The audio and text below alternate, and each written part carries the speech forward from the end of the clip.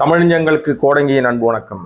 சட்டப்பேரவையுடைய இன்றைய நாள் நிகழ்வில் உதயநிதி ஸ்டாலின், எதிர்க்கட்சி தலைவர் உதயநிதி ஸ்டாலினுடைய ஒரு சிறப்பு கவன ஈர்ப்பு தீர்மானம் ஒரு பெரிய பரபரப்பை ஏற்படுத்தி இருக்கிறது. அந்த தீர்மானத்தை அவர் பேசுவதற்கு முன்பாகவே நீங்கள் கவன ஈர்ப்பு தீர்மானம் கொடுத்துட்டீங்க, அதை திங்கட்கிழமை எடுத்துக்கலாம் முழுமையான விவாதத்துக்கு, நீங்கள் லைட்டாக மட்டும் பேசிட்டு உட்காந்துருங்க அப்படின்னு சபாநாயகர் கட்டையை போட்டுக்கிட்டே இருந்தார்.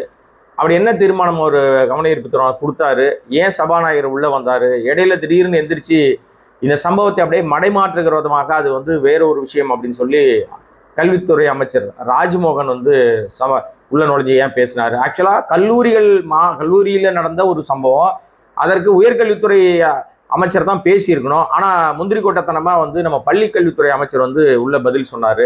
இது எல்லாத்தையும் பற்றி தான் இந்த வீடியோவில் நம்ம பார்க்க போகிறோம். நம்முடைய வீடியோவை சப்ஸ்கிரைப் பண்ணாமல் பார்த்துட்டு இருக்க அன்பு நண்பர்களே, சப்ஸ்கிரைப் பண்ணுங்கள், சப்போர்ட் பண்ணுங்கள். பல விஷயங்களை பேசலாம். கோயம்புத்தூரை சேர்ந்த தனியாருக்கு சொந்தமான ஒரு கல்லூரியில் சில தினங்களுக்கு முன்னாடி ஒரு பெரிய சிக்கல் நடந்து விட்டது. மாணவர்களுக்கு இடையில ஒரு சின்ன விஷயம். ஒரு மாணவனை நிறைய மாணவர்கள் சேர்ந்து அடித்ததனுடைய விளைவாக அந்த மாணவன் மூச்சுத்திணறல் காரணமாக மருத்துவமனையில் அனுமதிக்கப்படுறான். அந்த மாணவன் செத்து போயிடுறான். அவன் கள்ளக்குறிச்சியை சேர்ந்த மாணவன் சொல்கிறாங்க. பேர் அமுதன், 1ஆம் ஆண்டு படிக்கிற மாணவன்.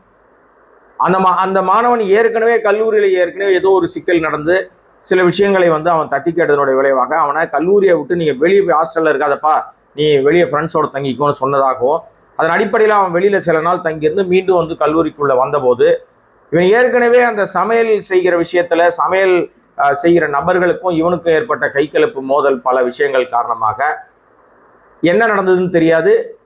மாணவர்களுக்கு இடையில ஒரு பெரிய மோதல். அந்த மோதல் காரணமாக அவன் மீது தனிப்பட்ட தாக்குதல் பயங்கரமாக நடத்தியிருக்காங்க. அதில் அவனுக்கு கடுமையான உடல் உபாதை ஏற்பட்டு அவனை கொண்டு போய் ஹாஸ்பிட்டலில் சேர்க்குறாங்க. அவன் செத்து போயிடுறான்.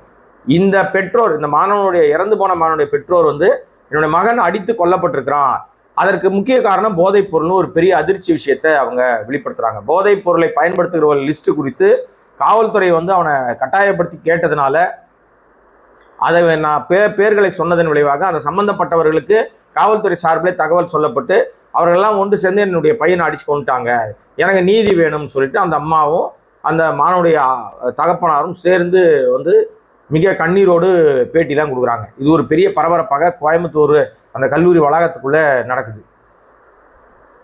இந்த பிரச்சனையை சட்டமன்றத்தில் ஒரு சிறப்பு கவன ஈர்ப்பு தீர்மானமாக எதிர்க்கட்சி தலைவர் உதயநிதி கொண்டு வந்தார். இந்த மாதிரி அமுதன் ஒரு மாணவன் அவன் போதைப் பொருள் பயன்பாட்டில் இருக்குன்னு சொல்லி சொன்னதனுடைய விளைவாக அவனை போதைப் பொருள் பயன்படுத்துவவர்கள்லாம் சேர்ந்து அடித்து அவனை கொன்னுட்டாங்கன்னு அந்த பெற்றோர் குற்றம் சாட்டுகிறார்கள். இது சும்மா சாதாரணமான ஒரு விஷயமாக கடந்து போகக்கூடாது, இதற்கு அரசு பொறுப்பேற்றுக்கணும், இந்த மாணவனுடைய கொலைக்கு யார் காரணம்னு கண்டுபிடிக்கணுன்ற மாதிரி ஒரு விஷயங்களை பேச ஆரம்பிக்கும்போது சபாநாயகர் இடைமறித்தார் ஜேசிடி பிரபாகரன். ஏன்னா அவர் தான் காப்பாற்றுறார் தாவேகா அரசையும் தாவேகாவுடைய எம்எல்ஏக்கள் அமைச்சர்களுடைய தப்பான விஷயங்கள் எல்லாம் அவர் மட்டும் தான் காப்பாற்றிட்டே இருப்பார்.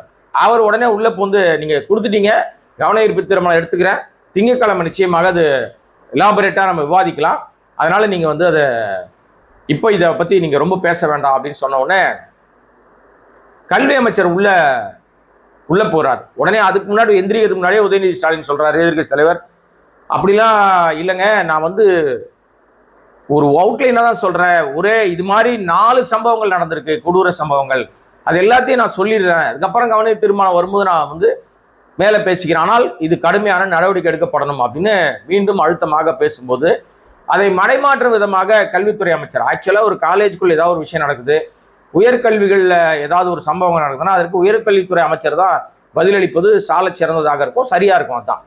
ஆனால் நம்ம முந்திரிக்கோட்டை சின்னசாமி, நம்ம கல்வித்துறை அமைச்சர், பள்ளி கல்வித்துறை அமைச்சர் இருக்கார் இல்லையா ராஜ்மோகன், அது அசம்பிளிக்குள்ள அவர் சின்ன ஷேடோ சிஎம், அவர் குட்டி சிஎம், அதை ஒரு படத்தில் சொல்ல மாதிரி சின்ன பகவதி மாதிரி இவர் ஒரு குட்டி சிஎம். இவர் உடனே இவர் உள்ள பூந்து அது என்னன்னா கோவையில் மாண்புமிகு சபாநாயகர் அவர்களே, அது கோவையில் நடந்த அந்த சம்பவம் என்பது அது பள்ளி மாணவர்களுக்கு இடையில ஏற்கனவே அவர்களுக்கு ஒரு முன்பகை இருந்தது.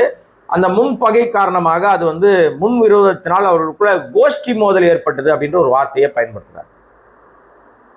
பச்சை பொய்யை சொல்லியிருக்கிறார் ராஜ்மோகன், மடை மாற்றுகிறார். ஆனா எனக்கு தெரிஞ்சு ராஜ்மோகன் முன்னாடி அமைச்சராவதுக்கு முன்னாடி இந்த புட்சட்னின்னு ஒரு யூடியூப் சேனல், பட்டிமன்றங்கள், அப்புறம் வந்து கருத்தரங்கங்கள், அப்புறம் வந்து டிபேட்டுகள்லாம் உட்காந்து பேசும்போது ரொம்ப நியாயவான் மாதிரி பேசுவார்.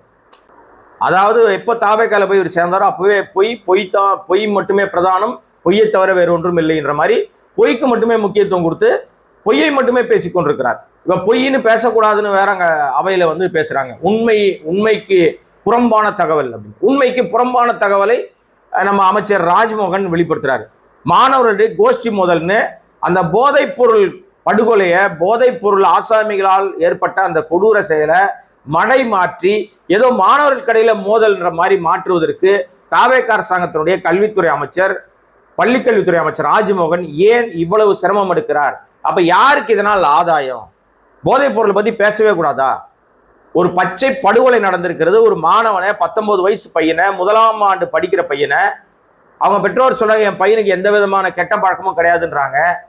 ஆனால் செய்திகள்ல நைஸா ஒரு விஷயத்த வந்து எடுத்து இப்பவே மடைமாற்ற ஆரம்பித்தோட என்னன்னா, அந்த பையன் இறந்து போன மாணவனோடு சேர்ந்து இன்னும் 4-5 பேர் வேறொரு மாணவனை மிரட்டி செல்போனை புடுங்கிட்டு போயிட்டாங்க. அதனால அவங்களுக்குள்ள கோஷ்டி மோதல்னு ஒரு செய்தியை பரப்பி விடுறாங்க.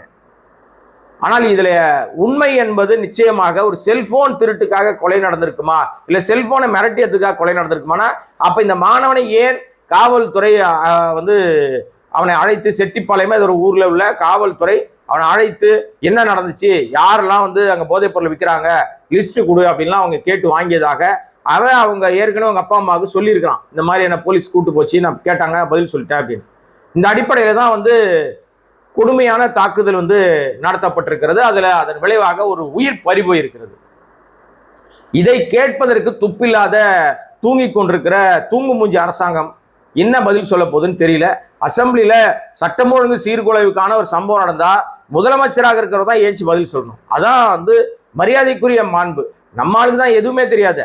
எவன் எக்கேடு கேட்டு போனாலும் பரவாயில்ல, நான் பாட்டு கம்முன்னு உட்காந்துருப்பேன், எனக்கு கீ கொடுத்தா மட்டும் தான் பேசுவேன் அப்படின்ற மாதிரி என்னைக்காவது ஒரு நாள் அவருக்கா தோணுச்சுன்னா பேசுவார், இல்லைன்னா பேச மாட்டார். கம்முன்னு உட்காந்து எல்லாத்தையும் அப்படியே சப்ஜெக்ட் மாதிரி பார்த்துக்கிட்டு இருப்பார். யாருன்னா நம்ம முதலமைச்சர் சப்பு விஜய்.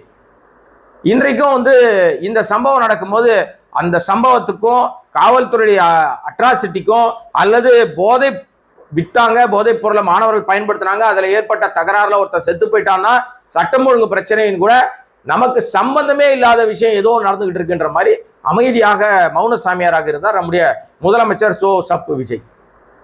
அப்ப இதுக்கு யார் பதில் சொல்லுவான்? இந்த ஆதங்கத்தை எதிர்கட்சியாக இருக்கிறவர்கள் தான் வெளியே கொண்டாடுவாங்க. இது ஒரு பக்கம் இருக்கட்டும்.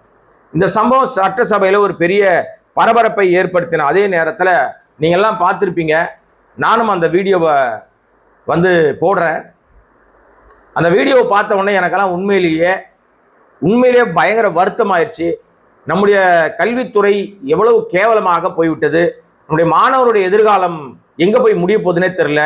ரீல்ஸ், சினிமா மோகம், சினிமா ஹீரோயிசம் பூரா அயோக்கிய நாதாரிகளால நாசமாக போயிட்டு இருக்கிற இந்த நாடு, மோசமான நடவடிக்கை, பள்ளிகளில் வந்து போய் அரசியலை புகுத்துறது, அங்க போய் வந்து கத்துறது, கேவலமா நடந்துகிறது, அதெல்லாம் இந்த ஆட்சி வந்த பிறகுதான் நடக்குதுங்க. கடந்த ஆட்சி, திமுக ஆட்சிக்கு முந்தைய ஆட்சிகள்ல கூட பள்ளிகளில் போய் மாணவர்கள்கிட்ட போய் அரசியலை திணிச்சதே கிடையாது.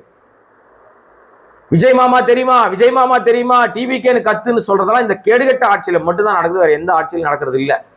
அதற்கு உதாரணமாக அந்த வீடியோ எனக்கு வந்து அவ்வளவு கோபத்தையும் கடுமையான பயத்தையும் ஏற்படுத்துச்சு. நம்ம சமூகம் எவ்வளவு தூரம் மோசமான நிலைமைக்கு தள்ளப்பட்டிருக்கு, பின்னாடி வரக்கூடிய சந்ததி எவ்வளவு மோசமான நிலைமைக்கு நம்ம ஆளாயிருக்கிறோம், இவ்வளவு மோசமா இருக்கே, இந்த பிரச்சனை எப்போதான் முடிவுக்கு வரும் அப்படின்ற மாதிரி ஒரு பயத்தை ஏற்படுத்தி இருக்கிறது. அந்த வீடியோவில் நம்ம என்ன பார்த்துறோம் அப்படின்னா, நீங்க பாக்குறீங்க அந்த வீடியோவை, அதுல ஒரு மாணவன், நம்ம அரசு பள்ளி, அந்த ட்ரெஸ்ஸை பார்த்ததோ தெரிஞ்சது அரசு பள்ளி மாணவன், ஆள் வளர்ந்துருக்கு தவிர மண்டையில வந்து ஒரு மண்ணும் கிடையாது போல இருக்கு. அந்த ஆசிரியர்கள்னா ஆசிரியர் சொல்றதுக்கே தகுதி இல்லை போல இருக்கு. ஒரு மாணவன் ஆசிரியர்கள் முன்பாகவே கொடூரமாக சினிமாவில் வர மாதிரி வந்து இன்னொரு சக மாணவனை அடிக்கிறான். அவன் பார்த்தா சின்ன பையன் அப்பாவியா இருக்கான், அவனை எட்டி உதைக்கிறான், எகிரி அடிக்கிறான், இரும்பு கதவை அடிச்சு எட்டி உதைக்கிறான். ஆனால் அவன் மீது எந்த நடவடிக்கை எடுக்கிற மாதிரி தெரியவில்லை. அவனை சமாதானப்படுத்துகிறதுக்காக ஆசிரியர்கள் பேசிட்டு இருக்காங்க. ஏன்னா பசங்களை அடிச்சா நடவடிக்கை எடுப்போன்னு சொல்லிட்டதுனால இப்பெல்லாம் நடவடிக்கை கிடையாது போல. ஆனால் இந்த மாதிரி மாணவருடைய டிசியை திருப்பி கொடுத்துடணும். அவங்க அப்பனையும் ஆத்தாளையும் கூப்பிட்டு புள்ள வளர்க்குற லட்சணமா இது, இந்த புள்ளைய வளர்க்க சொன்னா பொறிக்கை பெற்று விட்டுருக்கேன்னு சொல்லிட்டு இந்த மாணவனுடைய பெற்றோருக்கு கடும் தண்டனை கொடுக்கும். ஏன்னா இது ஒரு நாள்ல வர சம்பவம் இல்லைங்க. இந்த மாதிரி மூர்க்கத்தனம்ன்றது ஒரு நாள்ல வராது. இது நிச்சயமாக அந்த பெற்றோருடைய அவங்க அப்பாவோ அம்மாவுடைய கண்டிப்பாக அவர்கள் குற்றச்செயலில் ஈடுபடுவர்களாக தான் இருப்பாங்க. வாய்ப்பு அப்படிதான் எனக்கு தோணுது நான் பார்க்குற வரைக்கும். இந்த மாணவன் மீது எந்த நடவடிக்கை எடுக்காத வேடிக்கை பார்த்த ஆசிரியர்கள் மீது நடவடிக்கை எடுக்கணும். ஏதோ ஒரு நடக்கக்கூடாத ஒரு சம்பவம் அந்த இடத்துல நடந்துட்டு இருந்தா யாரு பொறுப்பேற்றுக்க முடியும்? அவன் எட்டி உதைக்கிறான், அந்த மாணவன் எங்கேயோ போய் இடிச்சு விழுறான், அடிபட்டுறான், அவன் ஏதோ ஒன்று அவனுக்கு ஆயிருது. அப்பா வேடிக்கை பார்த்த அத்தனை பேரும் மாட்டுவாங்க. கண்ணு முன்னாடி ஒரு மாணவன் இன்னொரு மாணவனை தாக்குகிறதை கூட கண்டிக்க துப்பில்லாதவர்கள் ஆசிரியர்களாக இருக்க தகுதி இல்லை. அது என்ன தெரியுதுன்னா, நாம ஏதாவது அவனை போய் அடிக்க போயோ, நாம ஏதாவது கண்டிக்க போயோ, அவன் போய் ஏதாவது வெளியே சொன்னான்னா ஆசிரியர் வேலைக்கே உல வச்ச மாதிரி ஆயிடும். நமக்கேண்டா எவனா அடிச்சுட்டு சாகட்டும், நம்ம வேடிக்கை பார்ப்போம் அப்படின்ற மாதிரி மனநிலைக்கு வந்து விட்டார்கள். அதற்கு காரணம் ஆட்சியாளர்களுடைய நிர்வாக திறமையின்மை. ஆட்சியாளர்கள் நிர்வாக திறமையோடு இருந்தா இப்படி போன்ற சம்பவங்கள் நடக்க வாய்ப்பில்லை. ஏன்னா பள்ளிகளில் இன்னைக்கு எந்த விதமான கட்டுப்பாடுகளும் விதிக்கிற மாதிரி தெரியல எனக்கு. எல்லா பள்ளிகள்லையும் ஆய்வு நடத்த போறேன்னு இந்த டிவிகேவை சேர்ந்த சில்வண்டுகளுடைய அராஜகம் ஜாஸ்தி ஆயிடுச்சு. எங்க போனாலும் சினிமா பாட்டு, எங்க போனாலும் டிவிக்கே விசில்னு கத்திட்டு கிடக்குதுங்க. இது எங்க படிக்கும்? எங்க உருப்படும்? சினிமா பார்த்தா எங்க உருப்படும்? ஆக இந்த வீடியோவில் இருக்கிற சம்பவம் எந்த ஊரில் நடந்தது என்ன ஏதுன்னு இனிமேல் தான் வெளிச்சத்துக்கு வரும். பட் இந்த வீடியோ அந்த எடுக்கப்பட்ட அந்த பள்ளி சம்பந்தப்பட்டவர்கள் மீது கடுமையான நடவடிக்கை எடுக்கணும். அந்த மாணவனுக்கு புத்தி சொல்லணும்னா டெஃபினட்டா அவனுக்கு ஒரு தண்டனை கொடுத்தால்தான் அவனுக்கு புத்தியில உரைக்கும். என்ன நடக்க போது, சமூகம் எதை நோக்கி போயிட்டு இருக்குன்னு தெரியலங்க. ஏன்னா கல்லூரிகளில் போதைப் பொருளை வித்துட்டான்னு காட்டி கொடுத்தா கொலை பண்ற காலம் ஆயிடுச்சு. இந்த பையன் ஏதோ சொல்லியிருக்கிறான் அவனை பத்தி, அதனாலதான் இந்த பையன் அவனை எட்டி உதைக்கிறான். ஆசிரியர்கள் முன்னாடியே தாக்குறான், சினிமா மாதிரி டைலாக் கையும் காலையும் ஆட்டுறான். சமூகம் ரொம்ப சீர்கெட்டு போயிருக்கு, ரொம்ப மோசமான நிலைமைக்கு தள்ளப்பட்டிருக்கு. இனிமே இதையெல்லாம் பார்த்து கொண்டிருக்கிற உங்களுக்கும் இது பொறுப்பு இருக்கு. சும்மா இதை நம்ம பேசிக்கிட்டு இருக்க எனக்கு மட்டும் கிடையாதுங்க, பார்த்துக்கிட்டு இருக்க உங்களுக்கும் பொறுப்பு இருக்கு. பார்ப்போம் என்ன நடக்குது அப்படின்றத. இன்னும் பல விஷயங்கள் இருக்குது பேசுவதற்கு. சப்போர்ட் பண்ணுங்க, சப்ஸ்கிரைப் பண்ணுங்க. நன்றி, வணக்கம்.